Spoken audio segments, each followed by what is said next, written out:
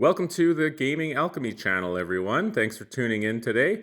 And today we are going to be going through my personal favorite solo board games of all time. So enjoy the list and let's get started with number 10. And number 10 on our list of favorite solo games is Dragons of Etchenstone. This is just a very tiny little game. It fits in this little folder here. And basically, what this game is a bunch of cards. It's just a deck of cards. Forget exactly how many it is. I think it's 18. And it's a super thinky little card game. You can take it absolutely anywhere. I took this on our trip to Mexico, our vacation to Mexico last year, and played it on the plane a bunch. And it probably takes about half an hour to play one game. And it's super thinky and complex for just being a deck of cards. Basically, what's going to happen is you are choosing a dragon to fight. So it's kind of a fantasy theme. There's a gray dragon, a blue dragon. These are all double-sided. Yellow dragon and a red dragon. And they're all different difficulties. Basically, on your turn, you are going to be taking 4 cards into your hand, and then the rest of the cards in the deck are going to form the reference card for what you're going to be encountering. And you can either encounter journeys, which is that symbol there, or enemies, which is that symbol there. And it's going to tell you which one you're going to be facing off of. And there is another card right here. So depending on which level you're on, so level 1, you start on level 1 right there, the Jade Mountains. Depending on which number is on that reference card is which enemy you're going to fight or which encounter or journey you're going to encounter. And basically, you are trying to defeat them. They have different values and experience points that you are going to get for completing the journey or defeating the enemy. And how it's going to work is on your 4 cards that you're going to pick for that round, you are going to pick one to be your leader. So you're only ever looking at, so these are level 2 cards right now. So you start with level 2s, and you can upgrade them to level 3s and 4s by flipping them to their other sides. You can also downgrade them to level 1s, because whenever you get hit or take damage through a journey or an enemy, you have to downgrade your cards. So you're going to be experiencing them, leveling them up, but you also may have to downgrade them as the game goes on. But basically, one card is going to be your leader, which is going to be the action you are going to take. One is going to be your ether, which is kind of like mana. And if it matches the color of the leader, so right now we have a blue leader here, and we could make this our element. So now we get a beefed up version. So this is like the neutral attack value. This is the mana induced attack value, so it's going to be higher. And then on your mana card, it's also going to tell you your initiative. So this mana card only gives us 1 initiative, and the enemies also have an initiative value of 8, 4, 6. It's a little lightning bolt symbol there. And then the other card is going to give you a booster. So these all have different numbers on them, and that is going to boost either you can choose if you want it to boost your initiative or if you want it to boost your overall attack value. So basically, you're just going to be drawing 4 cards at a time, going through each level. Once you run out of your deck, you're going to switch to the encounter 2 level, and then the 3, and then the 4, and then you'll finally square off against your dragon that you've picked. And if you defeat him, then you win the game. And there's a way to score the game based on how much experience you have on each card and stuff like that. And that is Dragons of Etchenstone. Super fun, little compact, super thinky game. Gives me Mage Knight vibes in its thinkiness on how you want to use your cards. And it is a lot of fun. And it's on this list because it's so portable, so thinky in such a small package, which makes it so great. And that is Dragons of Etchestone, number 10. And number 9 on our list of favorite solo games is these smaller versions of Marvel Zombies. So we have Deceased, Gotham City Outbreak, and Marvel Zombies Heroes Resistance. These are the Spin Master version of the CMON game Marvel Zombies and Deceased. And this game is just incredibly fun. I've been having so much fun playing this. I didn't want to invest in the big brothers of these because they were like 130, 150 bucks a box. And these were on sale on Amazon. I think I got Marvel Zombies over here for 36 Canadian dollars, which is like $5 American pretty much. And Deceased, I think I got for 40 bucks Canadian on sale. And I was like, well, I might as well try Zombicide this way. It's a lot cheaper. I had never purchased any Zombicide before. I had played it, so I knew I liked it, but I was like, you know what? For that money, this game can probably give me a lot of entertainment, and it has. It's been amazing. And now that I have 2 core boxes of it, I can basically play a huge fuller campaign because each game comes with 4 of these tiles. So now I have 8 of the tiles, and I have way more heroes. I got double the minis now. So here's the Marvel heroes. You got Vision, Wasp, Spider-Man, what's his name with the arm? Winter Soldier, Hulk, and Black Panther. And you got the baddies here. You got Zombie Iron Man, Zombie Doctor Strange, Scarlet Witch, and Captain America. And on the DC side, for the heroes, you got Batgirl, Batman. I'm not sure why these guys are heroes, but you got Harley Quinn, Poison Ivy, and Bane on the hero side, and Robin. It's kind of cool playing as those bad guys, though. Bane looks awesome. Kind of a Hulk figure. And then on the zombie baddies, you got the Croc, you got Joker, you got that girl, I have no idea who she is actually, and Catwoman. I forget her name. She's some kind of vampire thing. I don't know. I'm not a super huge DC guy, so forgive me. But the value for this game has just been off the charts. I don't even feel like I need to buy any more Zombicide because I got so much here. I can make my own scenarios now. This game, it's cheaper because it comes with standees for the bad guys, for the zombies. But I don't even care. I don't even mind at all. I'm a huge mini guy, but hey, I don't have to paint like 100 more minis now. And these actually look really good. It doesn't bother me at all. I thought it would bother me a bit more not having minis for the bad guys, but it's not a big deal.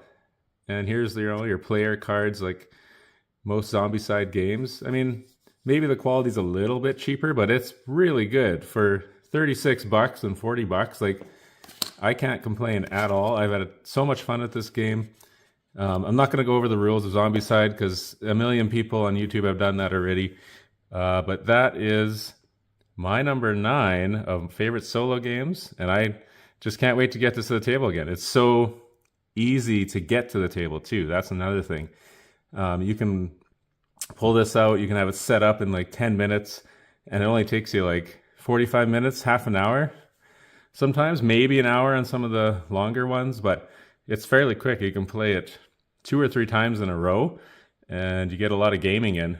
Whereas, sometimes you just don't feel like setting up a huge, complex game. You just want to play something quick and snappy and just roll some dice and have some fun. And this is the game for me that does that for me. So that is Deceased, Gotham City Outbreak, and Marvel Zombies by Spin Master Games and CMON. And number 8 on our list today is none other than Cthulhu, Death May Die. I have the base box, I have the Season 2 expansion, and I have the Unspeakable box that came with the Kickstarter exclusives. And so, what is this game? It's kind of a dungeon crawl, I guess, but it's fairly streamlined, fairly quick to play. The setup can be a little bit much, but it's not horrible. You can probably play this solo in like an hour once you have it set up. And I have so many characters for this game now. With all the expansions, I think I have like 28 different characters now. But basically how it's going to work is you are going to be going more insane as the game goes on. But as you get more insane, you're going to get more dice to roll. And you're going to, every time you reach one of these circular spots here, you're going to be able to upgrade something on your character. That's going to make you more powerful. And if you get to here, though, on your health, you will die. Some characters let you come back to life, like Rasputin. Some let you heal. There's also items you're going to find as you play the game, which are going to make you more and more powerful. And you're basically just trying to beat one of the elder gods. Here we have Mr. Cthulhu himself, all painted up. Just wanted to show you guys him. And yeah, basically you're trying to destroy him before he destroys the world. And here's the star spawn. Coming a little closer, I guess. But yeah, there's some of the painted minis. I'll show you. This is just some of the characters. What is that? 2, 4, 6, 8, 9. So that's about 18 characters or so. And they do look pretty good. Painted up. That also adds to my enjoyment of this game, is having all the minis painted. And with all the expansions I have 4 elder gods. And so basically each scenario can be played with each elder god. So you have a lot of options. Each scenario can be played 4 times because you have 4 different elder gods. And now they just recently came out with a season 4, 5, and 6, I think. So there's even more options out there if you really want to get more and more of this stuff. But there's Haster. He's all painted up. I'm not going to take him out because it's going to be too annoying on camera. But yeah, basically this is not a campaign game either. So it's just single one-shot gameplays, which is nice for a lot of people. They don't have to commit to a huge, long, drawn-out campaign, even though I enjoy those quite a bit, as you will see later on this list. But yeah, with all the different characters you have as well, makes the replayability for this game really high. It's really immersive. It's cooperative, so you can play with other people as well, or you can just play solo. And I like to do both. It's a lot of fun playing with your friends with this game because there's lots of sweet moments where you're rolling like 9 dice and you take out the end boss or one of his stages or whatever, and it's really great, really fun. So that is my number 8, Cthulhu, Death May Die. And number 7 on our list of solo games is Warp's Edge. And this is a space-themed game, as you can tell from the cover. This is a solo hero series. This game is designed specifically for solo play, so there is no multiplayer option. And basically what you're going to be doing in this game is you're going to have this bag, and you're going to have these tokens like this. You're going to have so many that you start the game with in the bag. And as you defeat enemies, you're going to be collecting more of these tokens and putting them in the bag and becoming more powerful. You're going to have a ship. These are all double-sided. So you have 4 ships in the base game. There is an expansion for this that adds a bit more. And basically you're going to be squaring off against one of these bosses. And there are quite a few of them. So there would be 6, I guess. And yeah, you're just going to be pulling tokens from your bag, trying to defeat them. They have different stages, but you will be fighting cards of enemies first before you make it to the boss. And there's so many rounds. Every round, you're going to try to make it to the boss and try to take a section of him out. And you have so many warps, it's called. Those are the rounds that you're going to have to defeat him. Some have more or less than others. And it's a fairly hard game, actually. I probably lose quite a bit more than I win, but it's a lot of fun. It's not an overly complex game. It's pretty quick to set up, and it's compact enough that you can still take it places, like your overnight bag. It would still fit in there pretty good. And I just want to take this. It's just kind of hard to get out. I wanted to show you what's underneath. Holy cow. A whole bunch of tokens and stuff spilled out. But so these are the cards, or the enemy cards, that you will be fighting off against before you make it to the boss. And they're basically going to be in a pile, and there are different types. So this is a level 3. There's level 2s and level 1s, and obviously they get harder the higher the level they are. Depending on how you defeat them, will give you different tokens. So if you used your blaster weapon, you will get one of these tokens into your bag. And if you use that particular, I forget what it's called, maneuvering, I think, you will get that token into your bag. So yeah, you can defeat them in multiple ways. And the enemies that you defeated are actually going to get shuffled back in and go on top of the deck, I believe. And then you're going to have to fight them again. So it does present quite the challenge at times, especially depending on the luck of how you drew tokens out of the bag. But it's a lot of fun, and it's actually surprisingly thematic for how small of a game it is. And I really like it a lot. It's a fun little puzzle to figure out.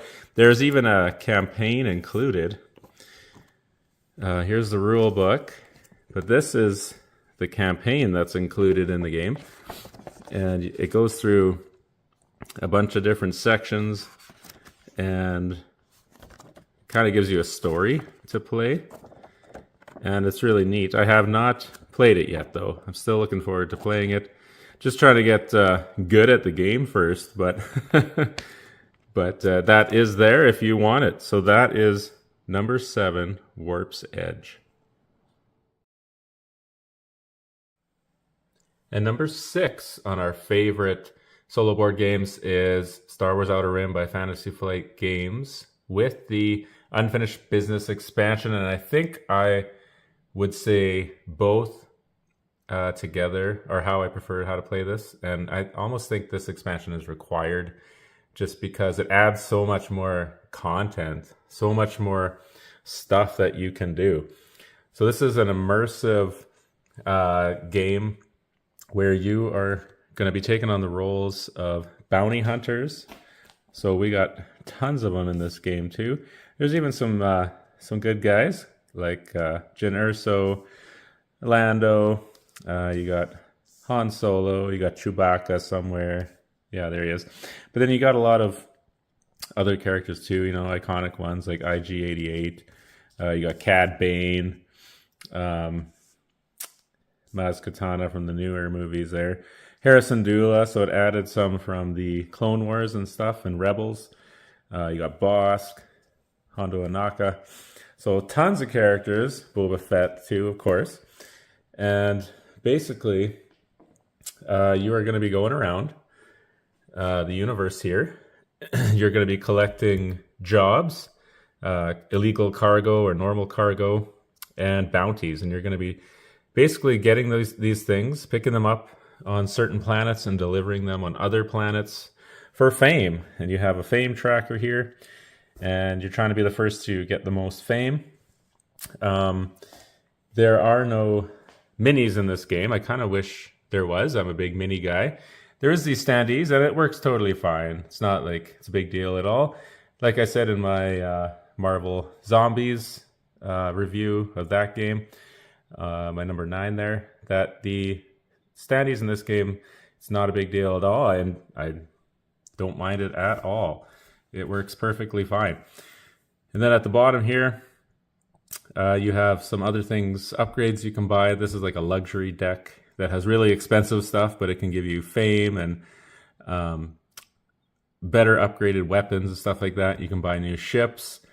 You can get more gear here to make you stronger when you're fighting or for your ship. And basically this is like a pick up and deliver game.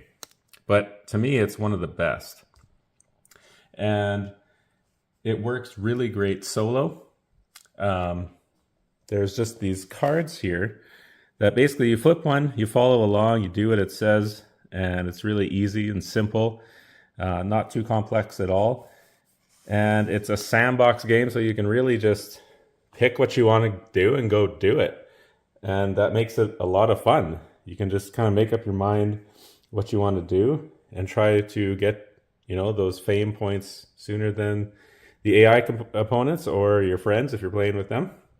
And gives me a lot of Zaya Legends of Adrift system vibes. It's very similar to that game. You're doing similar things, but the Star Wars theme in this doesn't hurt. And you also have spots for crew on your ships, which Zaya didn't have. And I like this whole influence thing where you're trying to gain influence with the Hutts, the Syndicate, the Imperials, and the Rebels. And that adds a whole nother flavor to the game and really just draws you in to the game in so many ways. I have a ton of fun. I have a blast playing this game. It is a little long. It can take up to 2.5 hours to play a solo game of this. But you're having so much fun the whole time, you don't really notice. Time just flies by. And I love the Star Wars theme. It's really great. I do have a playthrough of this game on my channel. I do apologize. Some of the audio got a little echoey. And so if you want to watch a good playthrough of this game, go watch Colin on Meet Me at the Table. He's got a playthrough on his channel there. And he used to be on the One Stop Co-op Shop channel. And he has a few playthroughs of it there as well. The playthrough I did was the very first playthrough I ever did of any game. So, I'm learning things. Hopefully my next one will be better. It's not that it's a bad playthrough. It's just, some of the audio got a little echoey. But I think I know why, and I should prevent that in the future. So, anyway, that is my number 6, Outer Rim by Fantasy Flight Games with the Unfinished Business Expansion. And thanks so much for watching that video. Hopefully you enjoyed my top 10 solo board games. Let me know in the comments below what your favorite solo board games are. Thanks again for watching. Like and subscribe if you like the content I'm making here on the Gaming Alchemy channel. Have a great day.